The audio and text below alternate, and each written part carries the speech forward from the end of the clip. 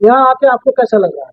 बहुत अच्छा लग रहा है, मुझे बहुत अच्छा लग रहा है। ज़्यादा घूमा नहीं हूँ मगर पहली बार आया हूँ। बहुत बचपन में किताबों में पढ़ा था, तो खासकर यहाँ इंजीनियरिंग इंस्टीट्यूट में आके स्टूडेंट्स से मिलने जा रहा हूँ, तो बहुत अच्छा लग रहा है। तो मैं ये कह रहा था कि टेक्निकल एजुकेशन पूरे भारत में थोड़ा जिंदगी के करीब आने की ज़रूरत है। हम सिर्फ लेबोरेटरीज में करते हैं या फिर अमेरिका के बैक ऑफिस की तरह काम करने के लिए लोगों को तैयार करते हैं, जो शायद इकोनॉमी के लिए अच्छा है, मगर हमारे जो लोग हैं जो गांव में रहते हैं उनकी समस्याओं को सुलझाने के लिए भी तकनीकी शिक्षा की प्रयोग की जानी चाहिए। सर ग्लेशियर के बारे में आपको क्या कहना है?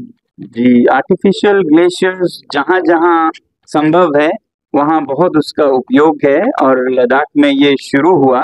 अभी ये भारत के पास के देशों में जैसे भूटान में या नेपाल में या पाकिस्तान में बनाए जा रहे हैं और उधर यूरोप और साउथ अमेरिका में भी। तो इसके जैसे तकनीकों की विकास की जानी चाहिए इंजीनियरिंग कॉलेज में। ये हर जगह नहीं काम आएगा, मगर जहाँ जो वास्तविकता से जुड़ी हो उस तरीकों को इस्तेमाल करके हमें पानी को बचाने की ज़रूरत है। अब पहाड़ों में हम आर्टिफिशियल ग्लेशियर बनाएं, यहाँ आप पानी को बचाने के लिए और साधन बनाएं। उसके लिए हमारे इंजीनियरिंग इंस्टीट्यूट्स को जुटना चाहिए, जो हमारे अपने लोगों के समस्याएं हैं उन्हें सुलझाने के लिए। विंटर स्टोरेज नहीं, मैं अभी मेरे जिंदगी का एक बड़ा पहलू है शिक्षा और पर्यावरण। शिक्षा और पर्यावरण, और यहाँ पर एक इंजीनियरिंग कॉलेजेस का ग्रुप है डॉक्टर पीसी रॉय के नाम से। मुझे तो शिक्षा और पर्यावरण में जो उनकी रुचि है उसे देखते हुए मैं उनके सिल्वर जुबली में शामिल होने आया हूँ। तो मैं ज्यादातर शिक्षा और पर्यावरण के दृष्टि से यहाँ आया हूँ। जी, ये आपने बहुत अच्छा सवाल पूछा। ये है हमारे असली समस्याएं, जैसे पहाड़ों में आए दिन बादल फट रहे हैं, बाढ़ आ रहे हैं, फिर उसी के बाद सूखा पड़ रहा है। तो इनको सुलझाने में हमारे इंजीनियरिंग माइंड्स को लगना चाहिए, चाहे वो कॉलेजेस में स्टूडेंट्स हों, एक्सपर्ट्स हों, साइंटिस्ट हों।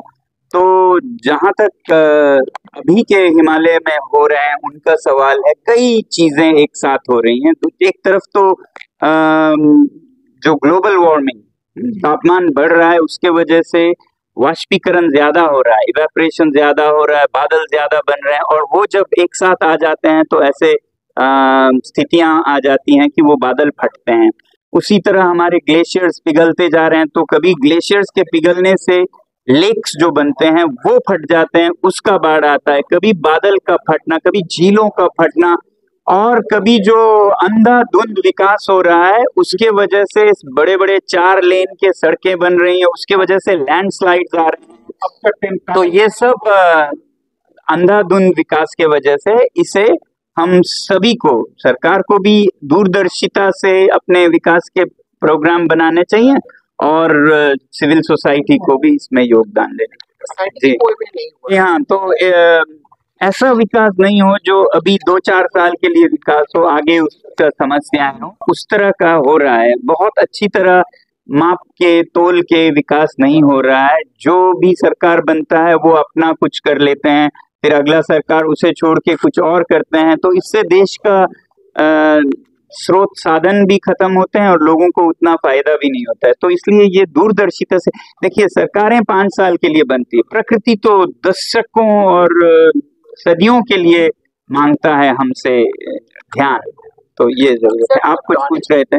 जहाँ बहुत आवश्यक है वहाँ तो इंसानों के सहूलियत के लिए भी होना चाहिए, मगर रैम्पेंट नहीं, अंधाधुंध नहीं होना चाहिए। बहुत अच्छे अध्ययन के बाद होना चाहिए जहाँ ये संभव हो। हर जगह अगर हम कहीं 4 लेन, कहीं टनल करें तो हिमालय की बर्बादी होगी, और हिमालय की बर्बादी पूरे देश की बर्बादी होगी, बल्कि दुनिया के क्लाइमेट पे हिमालय का बहुत असर पड़ता है।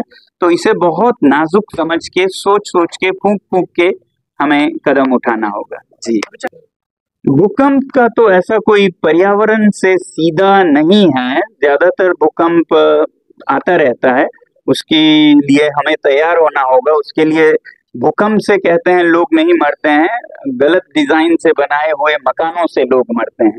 तो हमें उसके लिए तैयारी करनी होगी। भूकंप आते रहे हैं, आते रहेंगे, खासकर हिमालय में। आप भी हिमालय से पास हैं, यहाँ भी, तो उसके लिए तैयारी बहुत जरूरी है। तो इसलिए मैं ये कहूँगा, जितने भी हम विकास करते हैं उसे हर दुविधा के लिए ध्यान में रखते हुए, जैसे भूकंप में कैसे वो खड़ा हो, उसको देखते हुए, और हमारे जो इंजीनियरिंग स्टूडेंट्स हैं उन्हें ये सब समझते हुए विकास करनी चाहिए कि जहाँ जो जचता है वो करें। जी सर, आपको हम लोग बोल